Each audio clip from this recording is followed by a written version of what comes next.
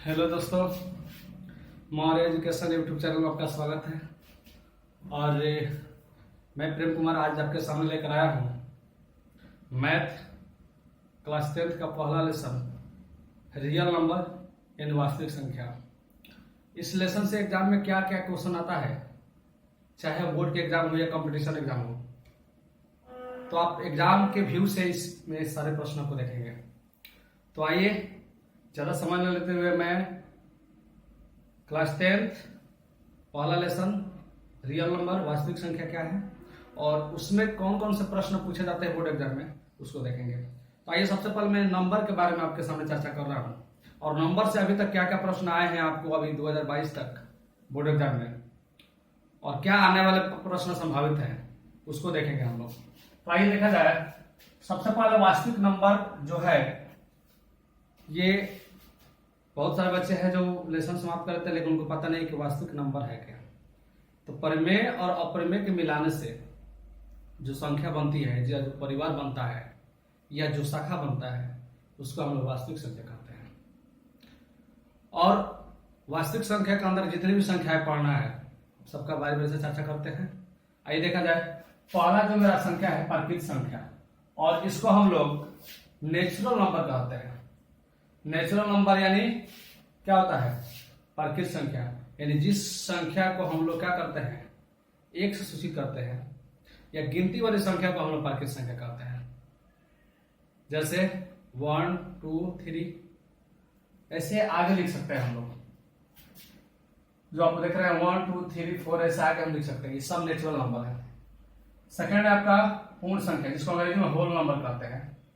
तो whole number कहा जाता है जो संख्या 0 से शुरू हो, यानी which number start from 0 is called whole number, यानी जो संख्या 0 से शुरू हो उसे हम पूर्ण संख्या कहते हैं।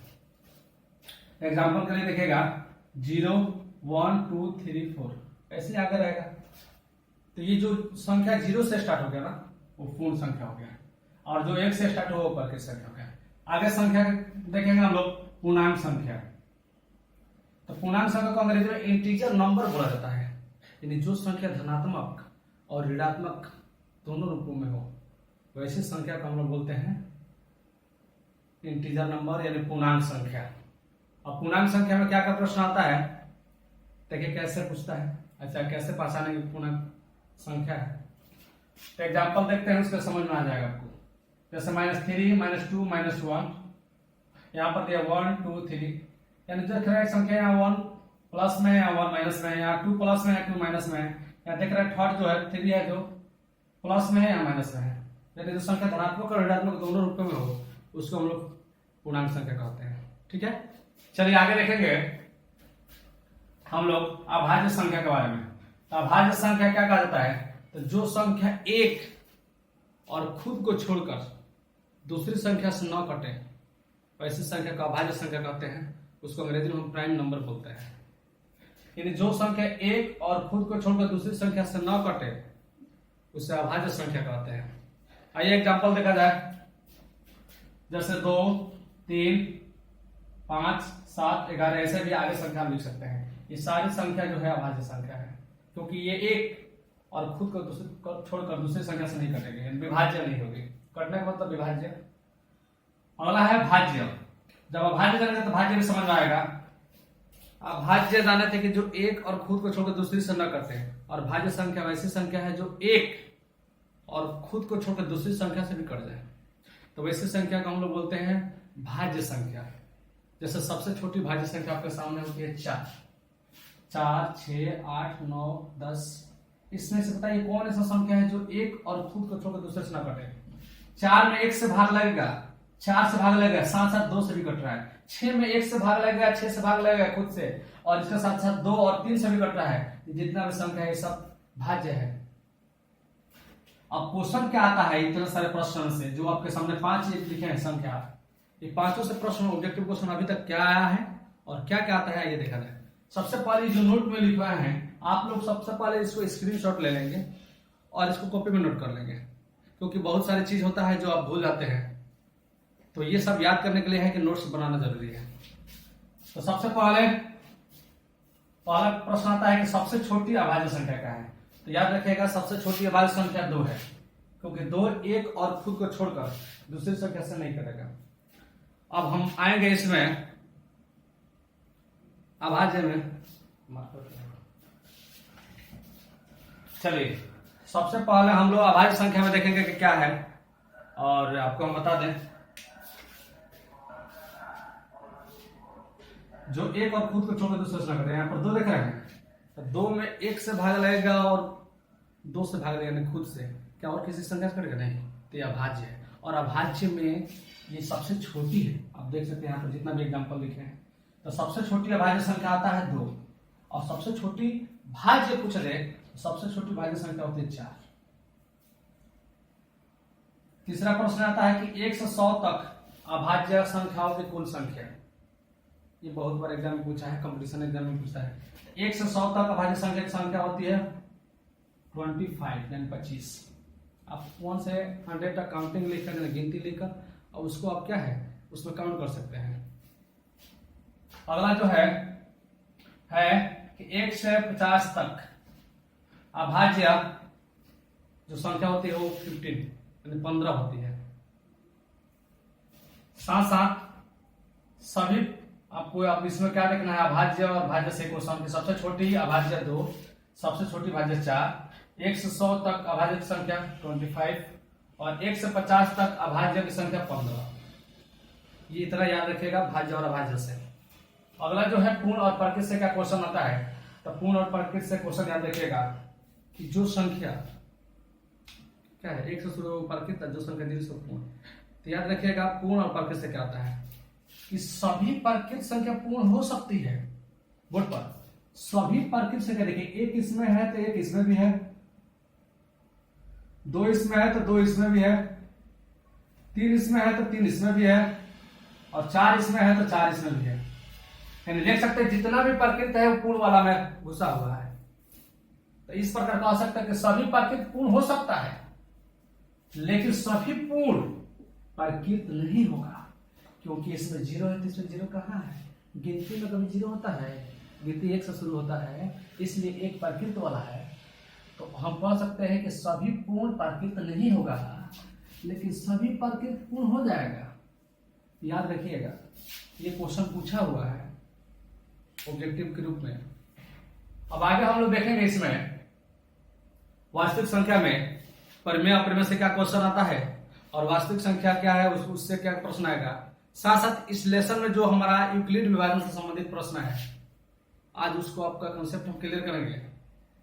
तो हम लोग देखते हैं नंबर के बारे में। वास्तविक संख्या में यह विक्रम 0 से उठाया है, और इसमें आप लोग देखेंगे कि हम लोग वास्तविक संख्या के बारे में क्या है जानेंगे। क्या है वास्तविक संख्या जानने से पहले परिमेय और अपरिमेय के बारे में जानना होगा।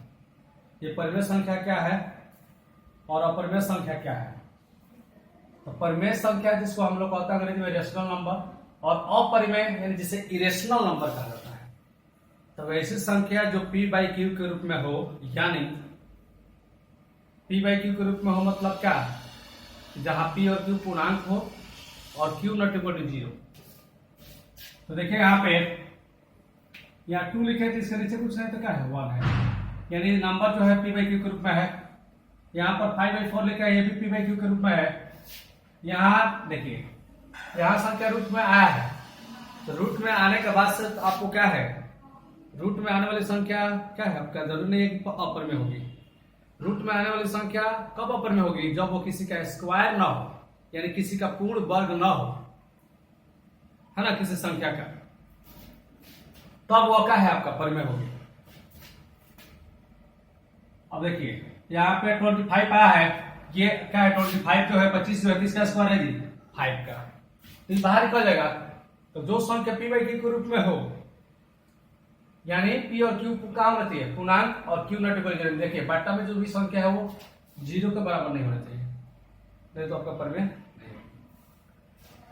अपरिमेय है जो संख्या p/q के रूप में ना हो, मतलब क्या, जो संख्या रूट में हो, और वो जो संख्या रूट में है अर्थात वो किसी का वर्ग ना हो, यानी स्क्वायर ना हो, तो आपका अपरिमेय होगा, इरेशनल।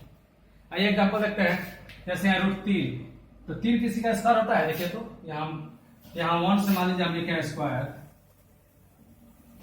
1 से स्क्वायर हम लिखे हैं 12 तक, 12 तक। क्या इसमें कहीं भी आपको 3 दिखाई दे रहा है? तो ये किसी का स्क्वायर नहीं है, यानी जो संख्या p/q में के रूप में न हो, यानी रूट में हो और वो किसी का स्क्वायर न हो तो अपर में होगा। यहाँ पर देखिए ये तो आपको बाहर है, लेकिन जो बटन में संख्या लिखे हैं ये √5, ये आपका अपर में है, इसलिए ये पूरा संख्या जो अपर में होगी। यहाँ पर देखिए 12 है, 12 में किसी का स्क्वायर होता है? नहीं है, यानी जो संख्या किसी का स्क्वायर ना हो रूट में आ गया है, आसानी से समझिए, तो आपका अपर में हो। एग्जाम में बच्चा परमे और अपर में चुनने में बहुत भारी गलती करके आता है।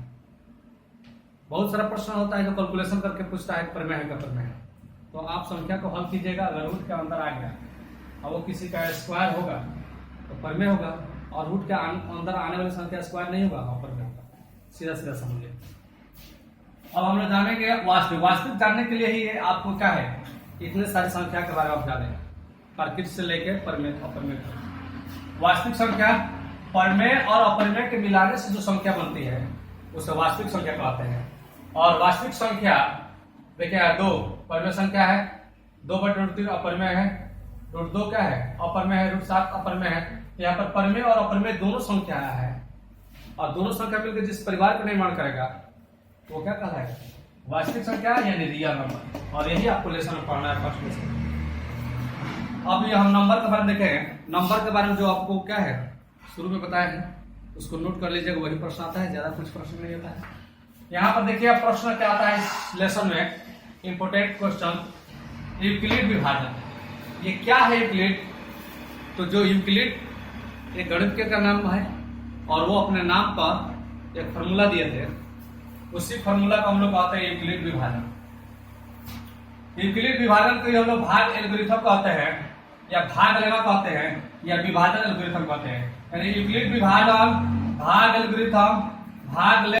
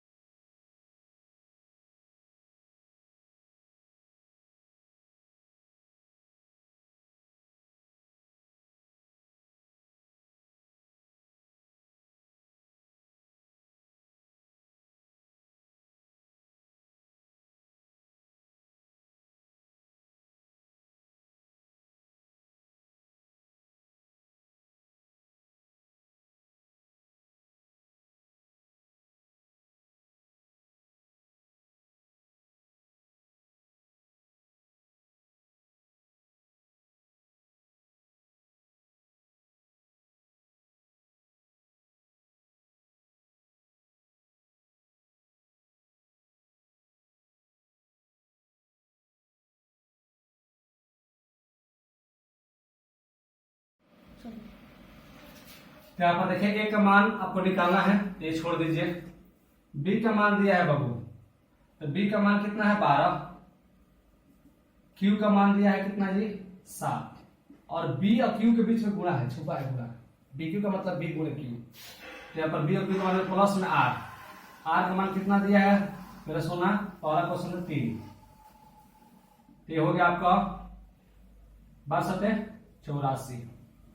प्लस 3, और 84 में 3 को प्लस कीजिएगा तो 84 3 87, यानी ए का मान हो गया 87 87। इस प्रकार से कोई भी 3 को दिया हो, चौथा निकालना होगा, हम यही फॉर्मूला लगाएंगे। देखो मेरे रसगुल्लो, अगर 2 वैल्यू दिया होगा और 2 पूछेगा, तब वहां पे क्या करेंगे हम लोग? 2 वैल्यू दिया हो, 2 पूछेगा, तो वहां पे हम लोग क्या करेंगे? डायरेक्ट भाग देंगे।